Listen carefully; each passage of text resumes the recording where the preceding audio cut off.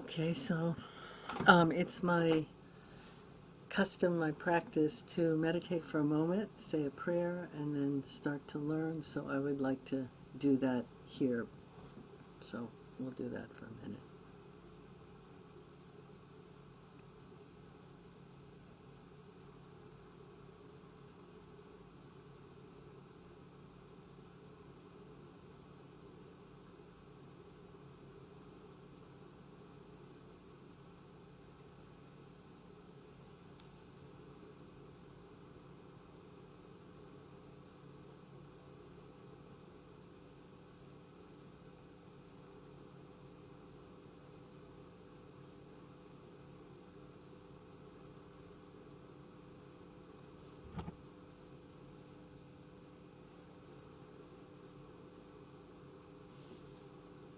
Avi, Adoni, Dodi.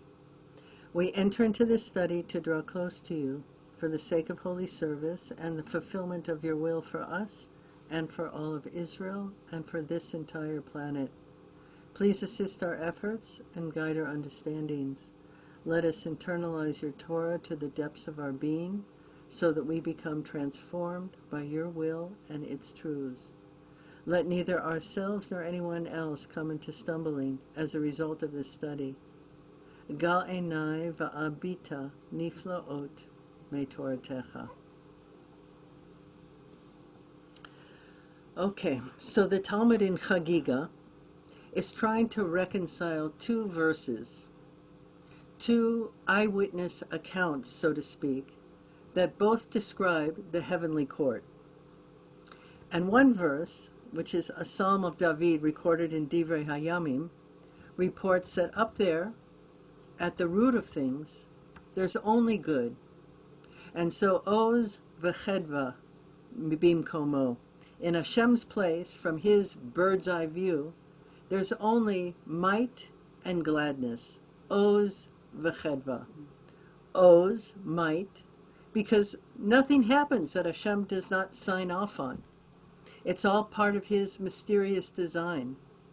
And chedva, gladness, because at that level, at the root of things, at the root of all things, the dinim, the harshnesses, are sweetened, and there's only good. Yet, there's another verse from Yirmiyahu, which describes a very different scene.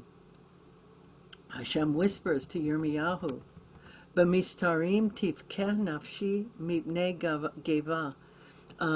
In the hidden chambers, b'mistarim, tivkeh nafshi, my soul cries, mipnei geva, for your pride.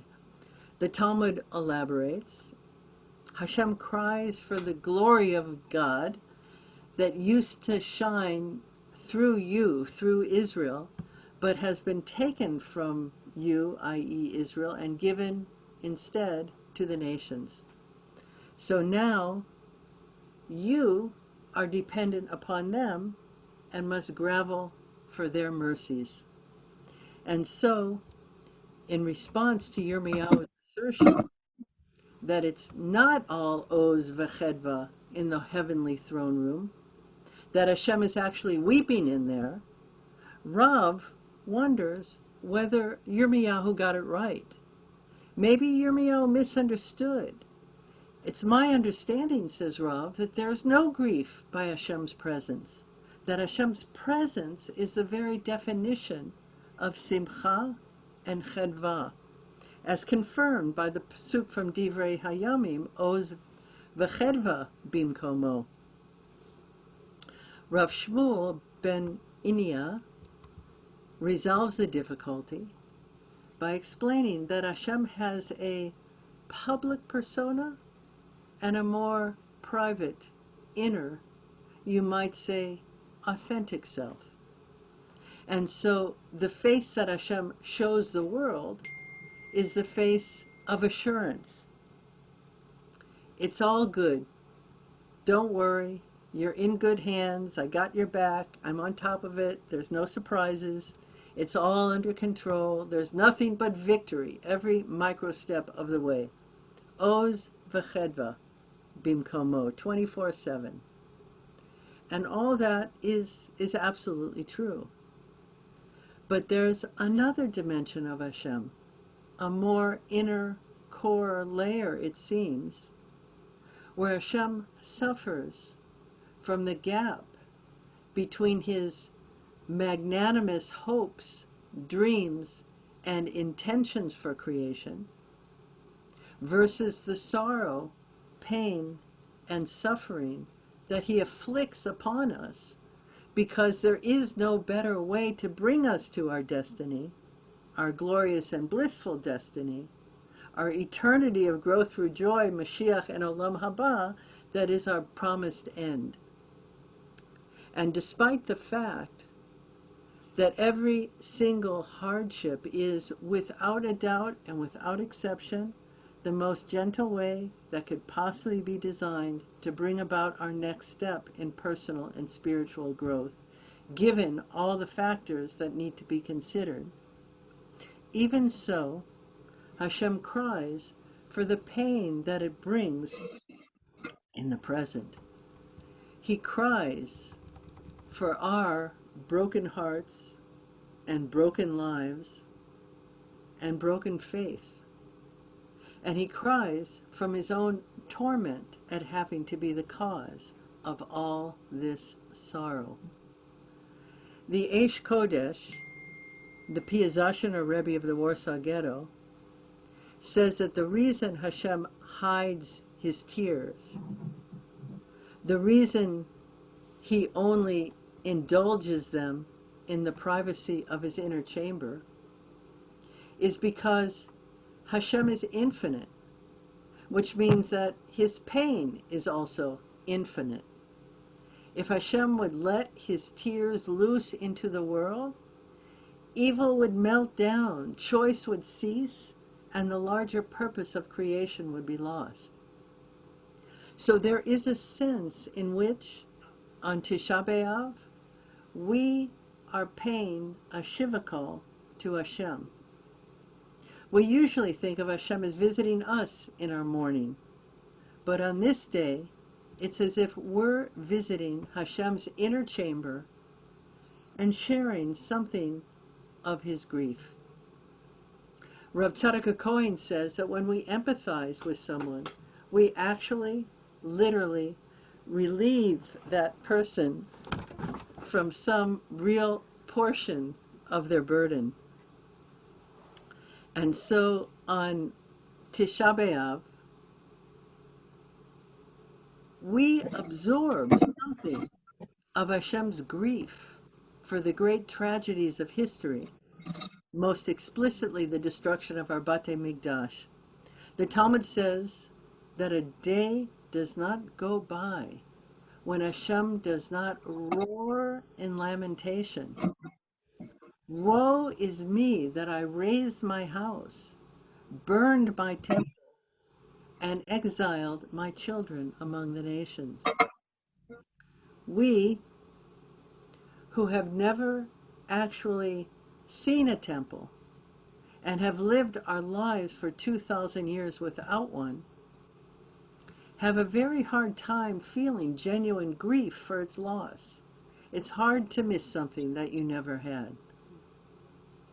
But Hashem remembers all too well the glory of temple times, at least at the high points of temple times, and laments its loss daily within the confines of his inner chamber.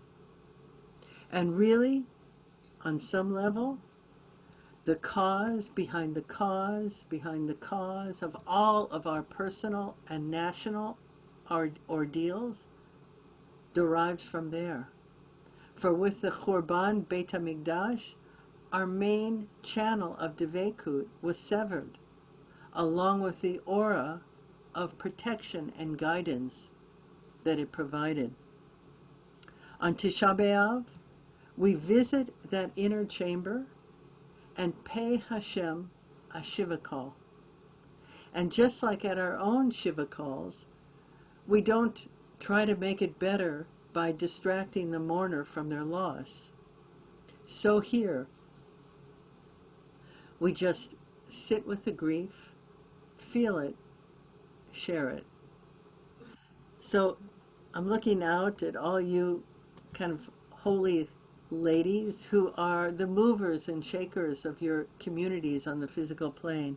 A problem arises, an ordeal appears on the horizon, a war bursts on the scene, an illness strikes, a plague rolls in, and the system goes into gear with an investment of time, resources, and generosities that are magnificent to behold.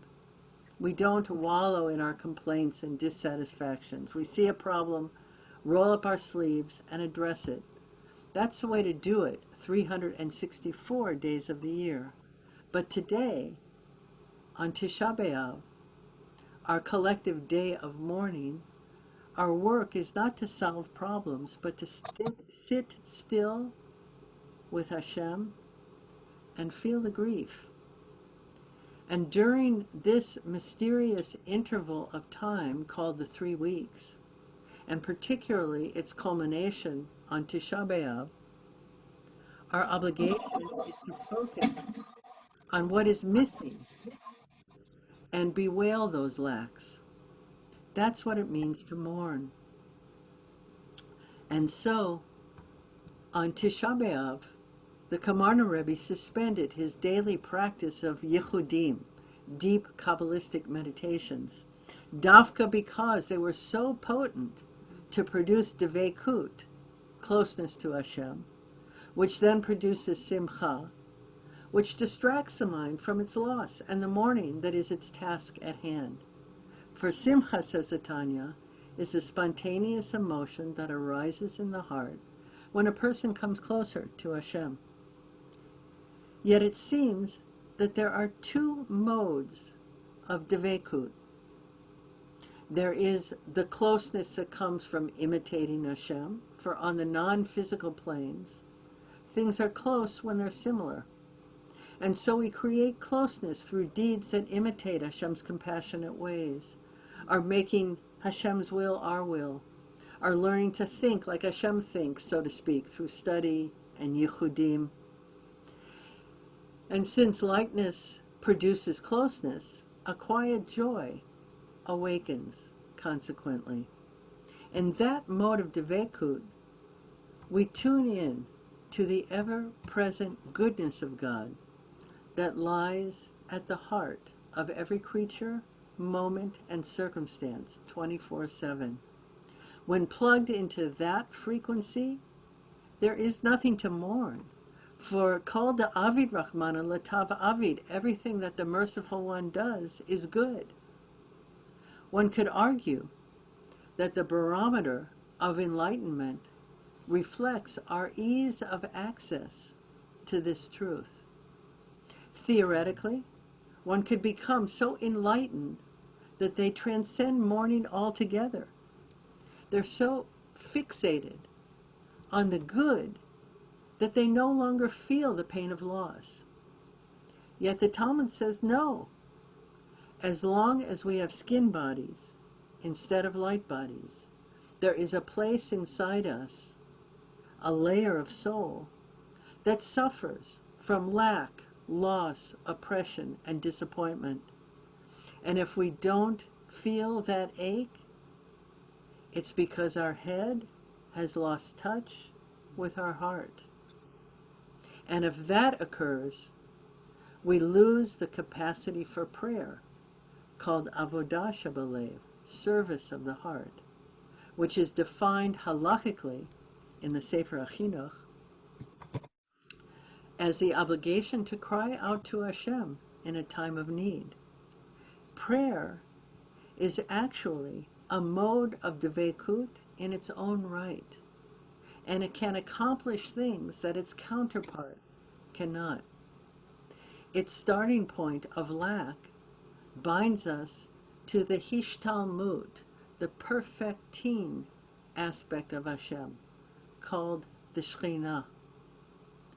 In Hasidic writings, the Shekhinah is identified with the vast pool of longing in the universe, called Mayin Nukvin, feminine waters.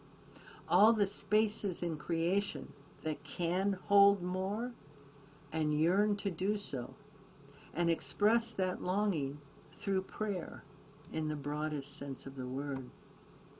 On Tisha B'Av, the Talmud insists that we drop into this second frequency of Devekut and allow ourselves to drown for a moment in the sorrow of it all, the heartbreak of human suffering, the number of people that wail from misfortune in each moment, the grief of hopes unrealized, the failure in our own lives to live up to our ideals, the rampant desecrations of Hashem that poison our well and sabotage our mission, the tragic state of wildlife and wilder land on this planet, the strife and causeless hatred that won't abate, and finally, all that hurts and lacks in our own lives and those around us. It's a scary place to visit, for its bottomless pit threatens to swallow us alive. But the lesson of the 3 weeks is that the opposite is true. For some mysterious reason, it is this channel of Devekut, where we meet Hashem in his inner chamber and in his grief, that is the Devekut that is most propitious to catalyze redemption. Mashiach is born, we're told, on Tisha B'Av, the day that we wallow in our sorry state, suspend our study and our superlative hishtadlut, and instead just sit with Hashem and beg for relief. Masters of prayer cannot be afraid of the dark. They must face their deficiencies to articulate prayers that are potent to draw forth lights properly configured to fill their lacks. This is the painful work of Tisha B'Av, the lower yichud, the glass half-empty consciousness, when we commiserate with the Shekhinah about the torments of exile. Tisha B'Av is a collective meditation, and I use that word deliberately. For meditation is defined as a continuous flow of thought on a particular object or point of focus. One chooses a target and returns to it again, a target of attention, and returns to it again and again whenever one's mind strays. The mark of a potent meditation is that it arouses the emotion that is appropriate to its focus. For example, meditation on Hashem's generosities arouses gratitude. Meditation on Hashem's greatness arouses awe. It may sound strange, especially to New Age ears, but on Tisha B'Av, millions of Jews throughout the world, the entire Jewish nation, are simultaneously meditating on our failures and their consequences. This meditation is designed to break our pride in order to, hopefully, clear out enough space for the soul of Mashiach to finally squeeze into this world. Kol hamit abel al Yerushalayim zoke v'ro'eh b'simchata. Those who mourn for Jerusalem will rejoice in the sight of her redemption. The Talmud is telling us that that particular joy, the deepest and most enduring joy, the joy of Geula, says the Talmud, is only accessed on the other side of mourning. And so our wise rabbis instituted the 3 weeks, 9 days, and Shiva-like observance of Tisha B'Av that we are fulfilling tonight. Hashem, please help us to find our center, both individually and collectively, the place that can hold all the disparate parts of ourselves in grace and joy and peace and love, the place that can hold your Mashiach and draw their revelation into the world now. Even ma'asu abonim, haisa l'rosh pinah, the stone that the builders rejected because it was dark, broken, and vulnerable, needy, dependent, and humbling. That is the Rosh Pinah. That is the head cornerstone. In the language of the seven beggars, that's the small point that supports the infinite load.